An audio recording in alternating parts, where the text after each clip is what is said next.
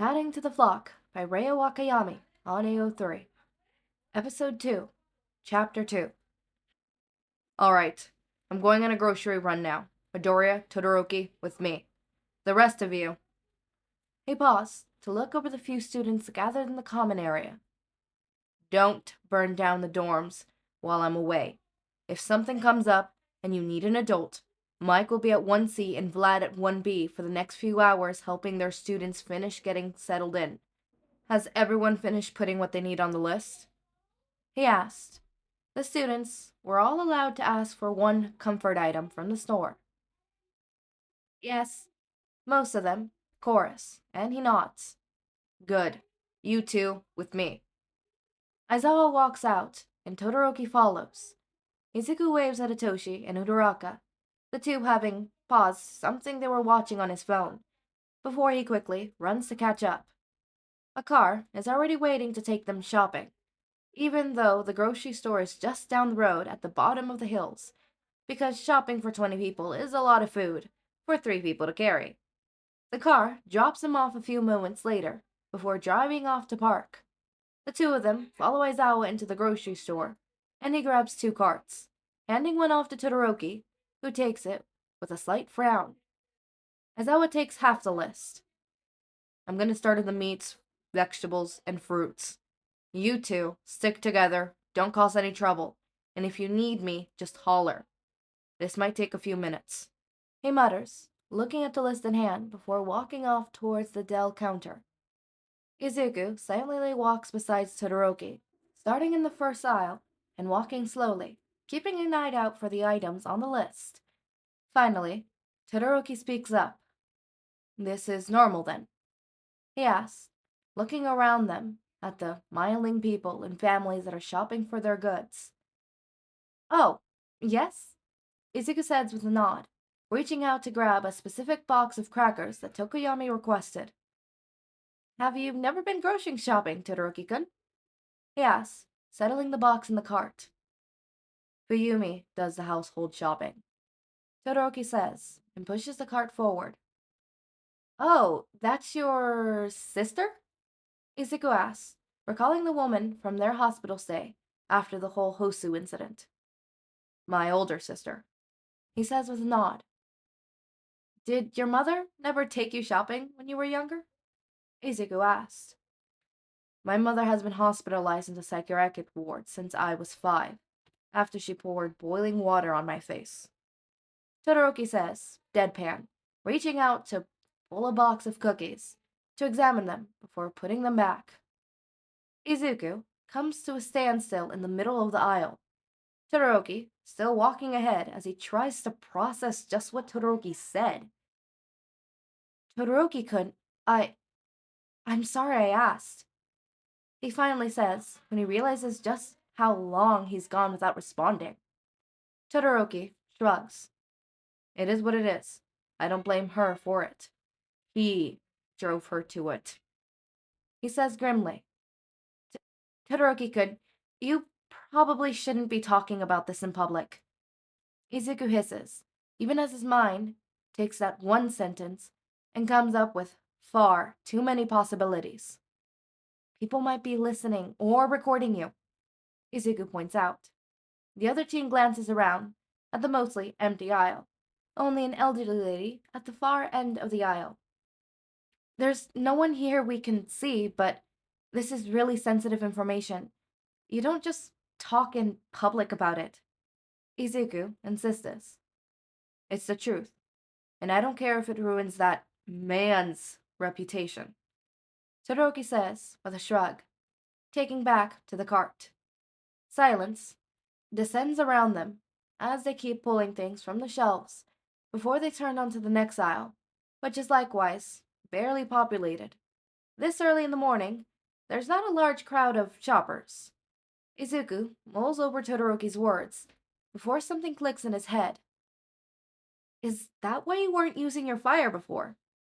Izuku asks quietly, looking at the taller teen with wide, understanding eyes. Todoroki nods. I didn't want to become a hero using his fire. Only my mother's ice. I still don't like using it.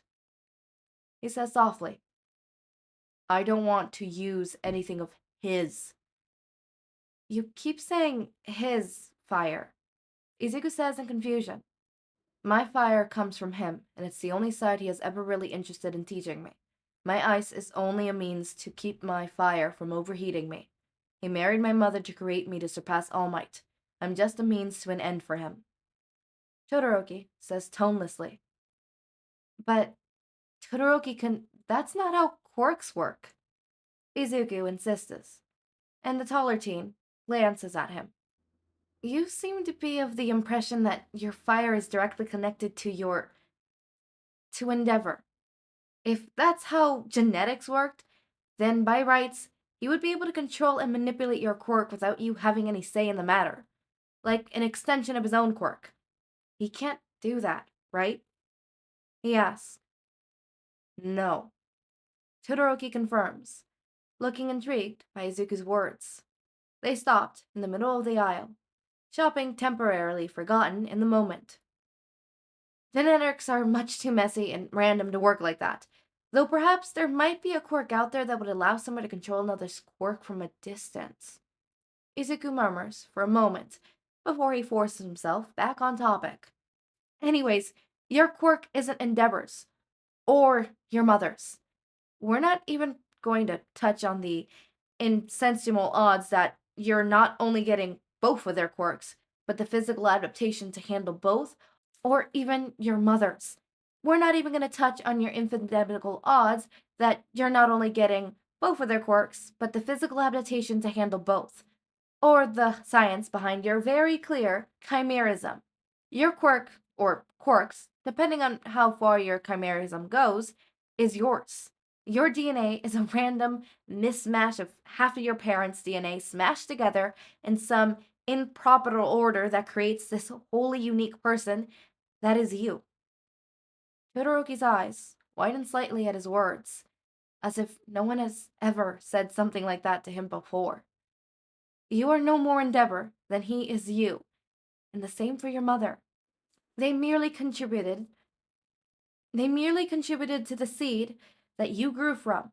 It's completely illogical to refuse to use part of your quirk on the premise that it is somehow his. All you do is weaken yourself. Izuku continues, ranting now that he's gained some traction. Not to say that you have to use your fire quirk. If that's what you want, then no one can make you. But there's more than one way to get back at him that doesn't involve constantly having one arm tied behind your back.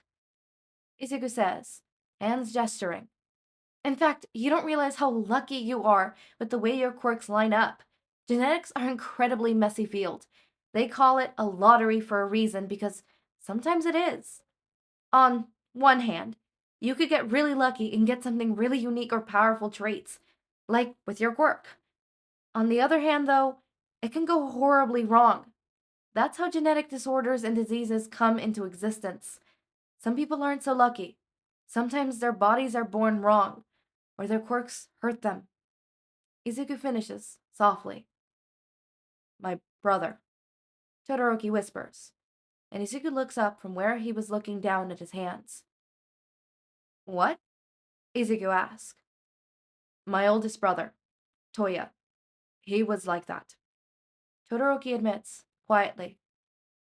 He had his fire, but my mother's cold resistance. He constantly burned himself with his quirk. It it eventually killed him when he lost control of his quirk. Todoroki exclaims softly, I'm sorry that you lost your brother. Izuku murmurs. It was a while ago. Todoroki says, evenly, as if that negated the anger and grief he must have still felt. Your brother is not the only one, Izuku admits, suddenly, and Todoroki looks at him in confusion. That was born wrong, Izuku adds, an explanation. Swallowing, he continues, bringing his hands up to sign as he speaks without moving his mouth. I was born with a vocal quirk and mute, Izuku admits, quietly, keeping it between the two of them. I'm sorry, Todoroki says, looking a little shocked. Yeah, Izuku says, returning to speaking aloud. It was hard, especially since my quirk didn't come until I was 6. Izuku says, walking ahead as Todoroki continues to push the cart. I was technically diagnosed quirkless for a year before it came in, he admits.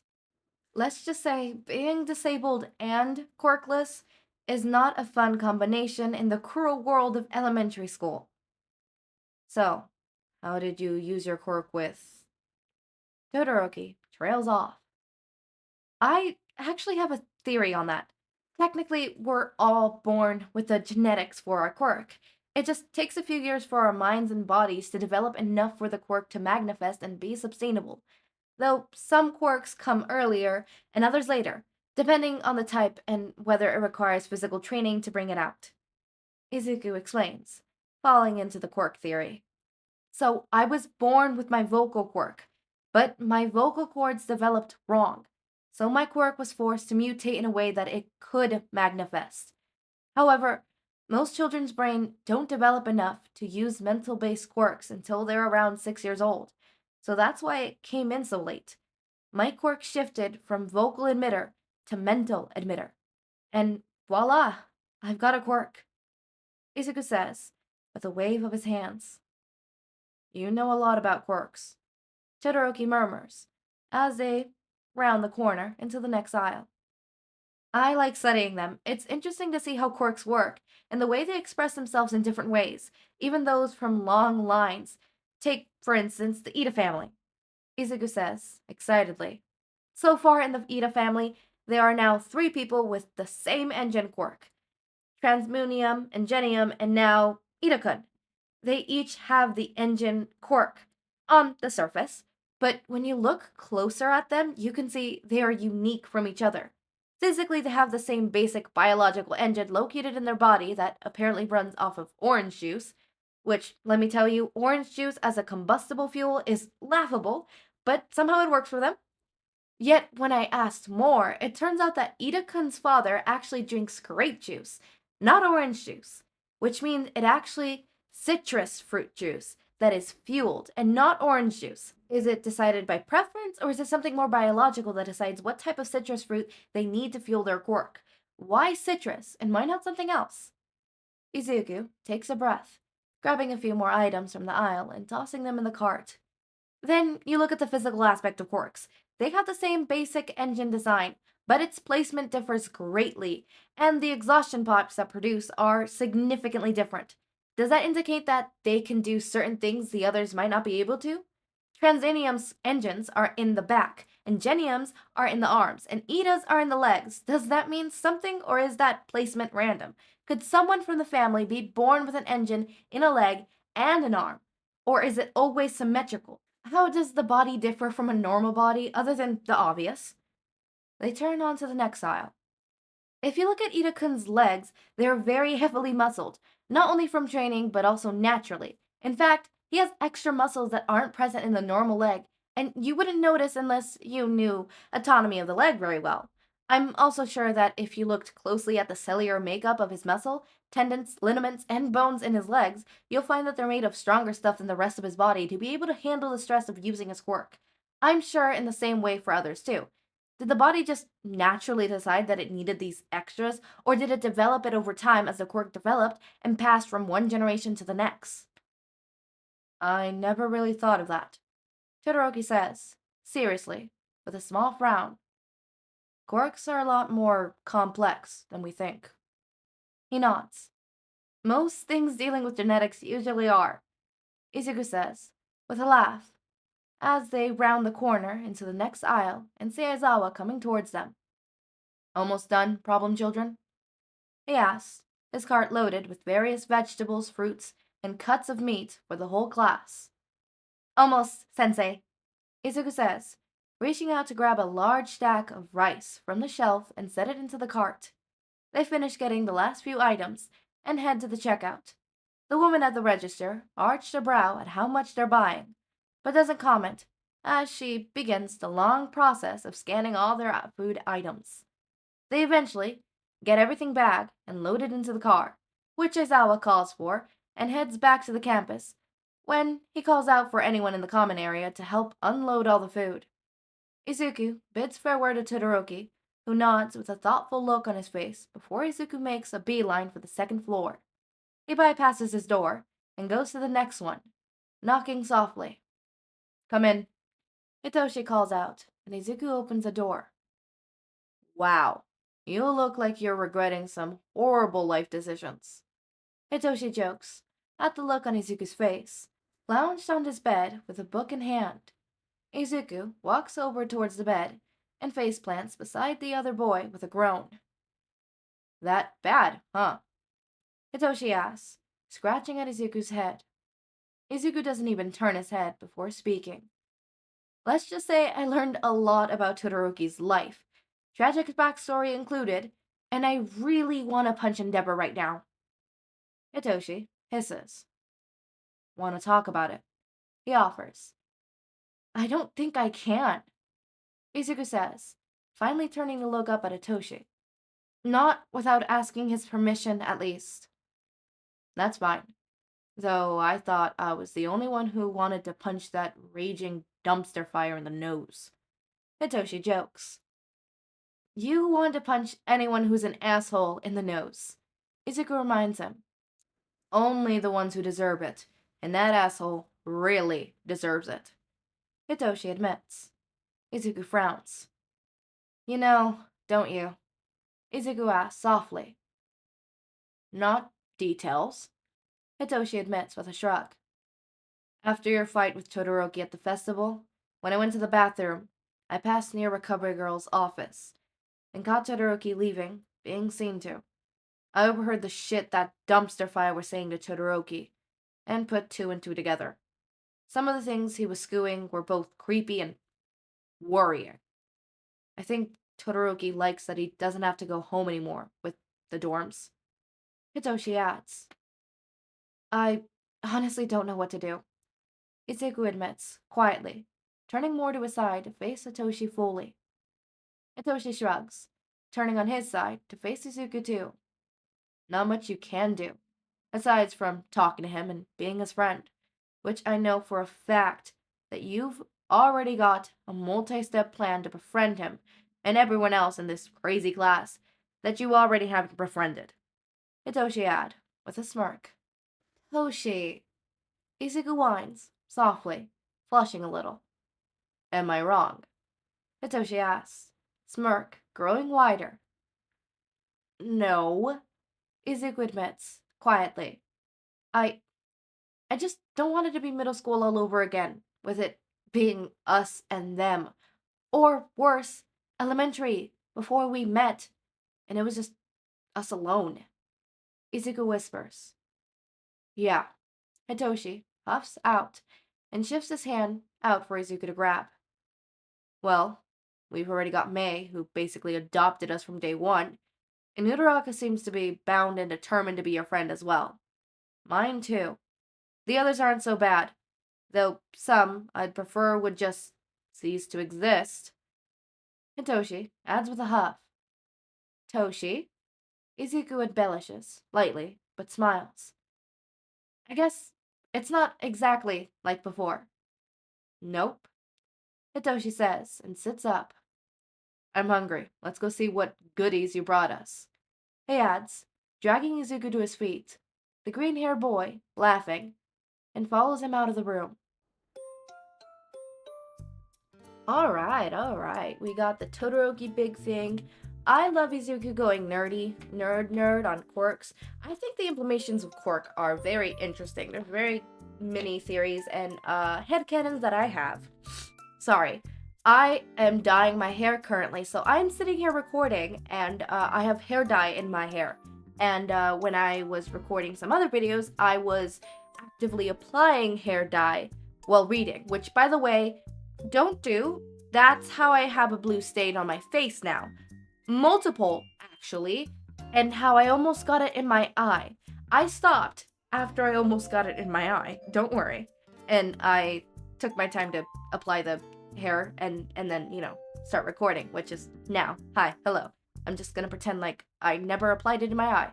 This is a very interesting chapter, and unfortunately, we have 3 chapters till we reach the end of, the next chapters coming up, which is unfortunate, but it is what it is, Stuff happens, things happen.